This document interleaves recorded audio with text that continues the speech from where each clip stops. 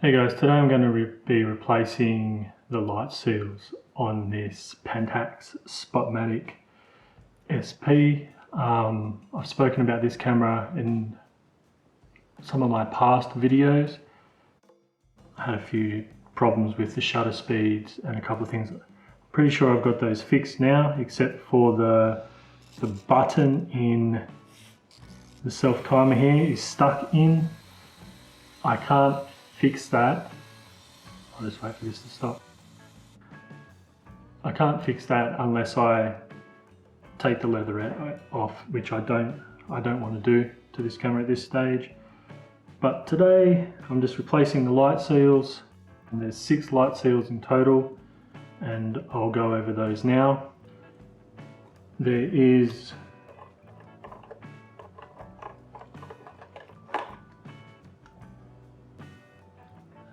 one here for the mirror, where the mirror flips up and hits. You also have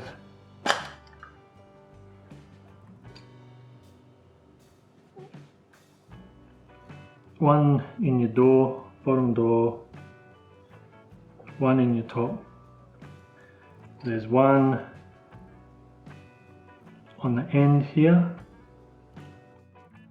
for your hinge seal, and there's also 2 small ones which live, one in here and one in here. I've already cleaned this camera up. I have removed all the old seals. I did that with some cigarette lighter fluid and just scraping with a skewer like this, and just scrape all the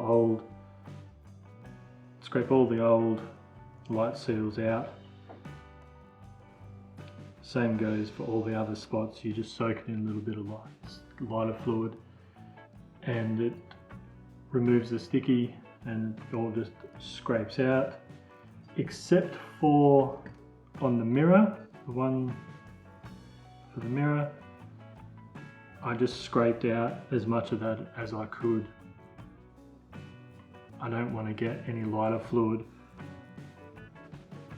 on this part of the camera, the focusing screen, because that'll cause issues there. So the first one I'm going to replace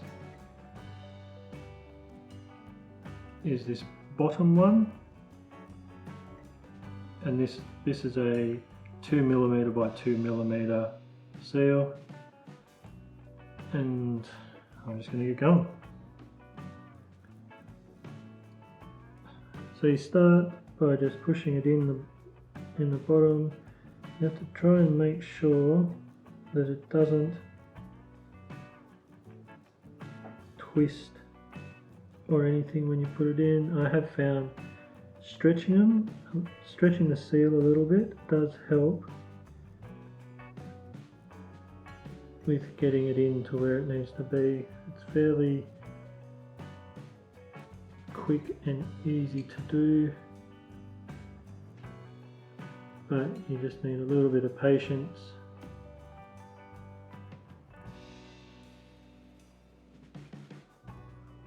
It goes in fairly easily.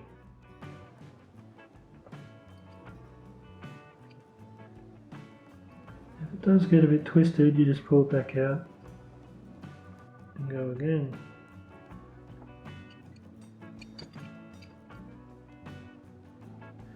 I should note that the seals in this camera are not adhesive backed. Some different cameras require adhesive back strip, but this one's a lot easier, being that it doesn't have adhesive to get stuck on everything. But you just keep on going. When you get your final length, you just need to snip it with some scissors. So when you get it into the right length, you just need to snip the excess off with a small pair of scissors, and just continue to make sure that it's all in. And then I like to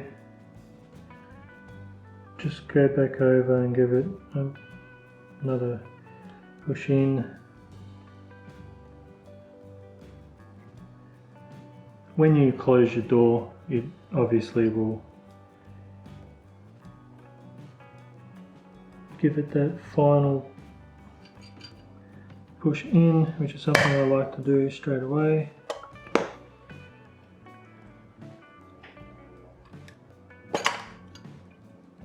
So that's the bottom seal done, and on to the next one. The next one here, as you can see on the door hinge just here, that's a little tab on the door hinge that goes in a little hole here, and it resets your counter. I'll just buy a few frames.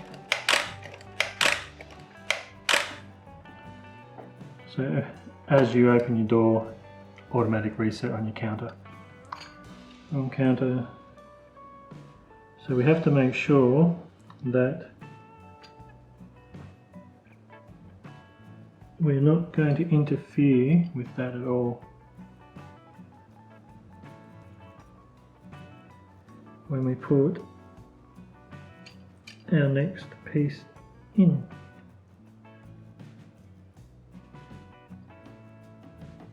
Again, get it to the right spot and just snip it off.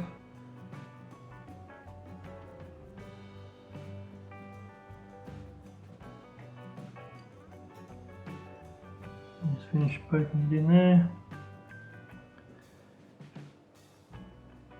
And then we start on the other side of that film counter reset button hole.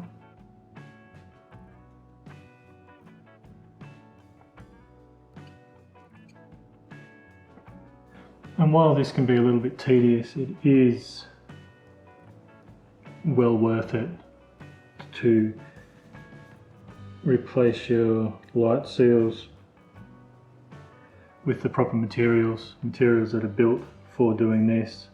I have seen some other tutorials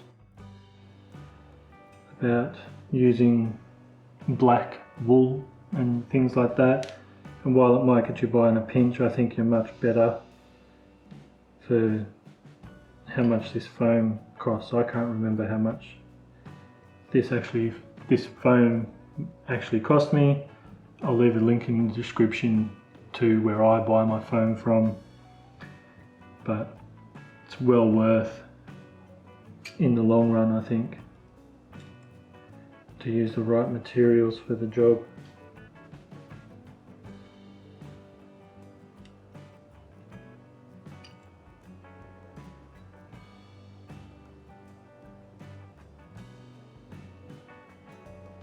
There's no affiliations or anything, by the way. I'm not affiliated with the guy that sells the foam kits. I just believe that it's the best way to do it. If you're going to do a job, you may as well do it properly.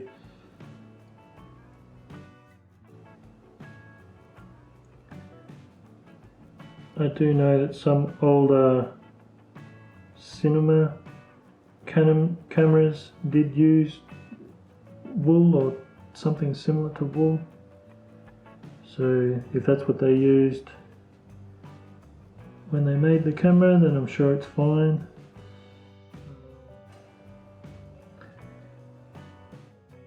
That type of camera is a different use case to this, so I would much prefer to use something made for the job. So that's the top one done. As you can see, this goes fairly quickly. This has taken me, I think, 5 minutes maximum so far to do this. I don't think it would even be 5 minutes. It's there. The pressure to close the back isn't excessive, just the way it needs to be.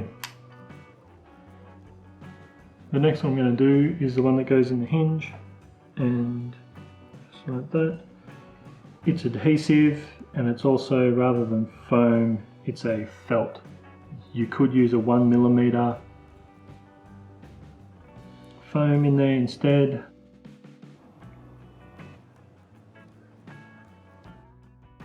I just prefer the felt. Same felt will be used in here and here.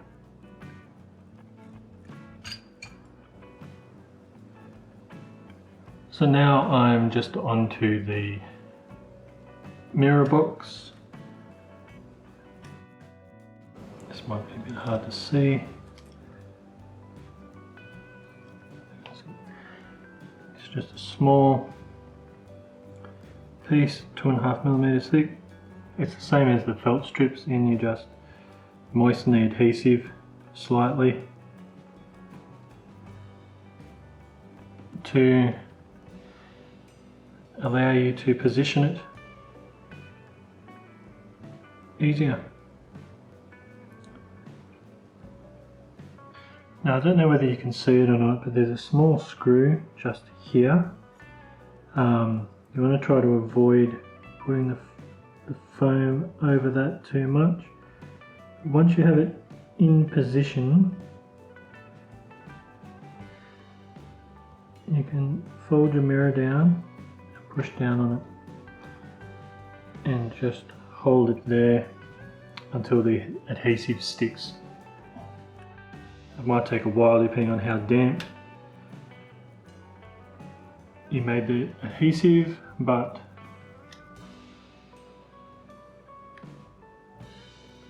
it just helps to hold it in place because it is a bit fiddly in here. After you've held it down for a couple of minutes, that should be plenty enough time to keep it there. I just like to stand the camera up like that, using gravity to my advantage there to keep it in position. And there's another thing you can also do on these old lenses like this 55mm f2. The lens caps are just a push fit. They often have felt on the inside here. Now I didn't have enough felt to fix this one, so I just used a bit of 2mm foam instead. That does the job. But it's just another little thing you can do with your foam kit. And now the lens cap won't fall off. Another job which I've done on this camera is this lens was full of fungus, and it was also super stiff to focus, and now I bought some good quality helicord lubricant, and now it's as smooth as butter. The focus on this feels fantastic actually. It's a screw mount lens. It's basically been resurrected, can live to see another day. So all that's left to do now with this camera is to take it out and shoot it. I don't have any film at the moment. I have to order some. So I'll make another video in the future trying out this camera, see if all my repairs have fixed the issues with the shutter speed that was wrong with it. Let me know if you'd like to see an overview and some videos. I have as well as this 55mm, I have a 135 f4 Zeiss lens, as well as a 200 and I think a 300 as well. And I think I've also got a zoom, maybe I think an 80 to 210mm zoom. So if you'd like to see a video on all those lenses and a few photos taken with each lens, let me know in the comments and I'll make it happen. That's it for this one.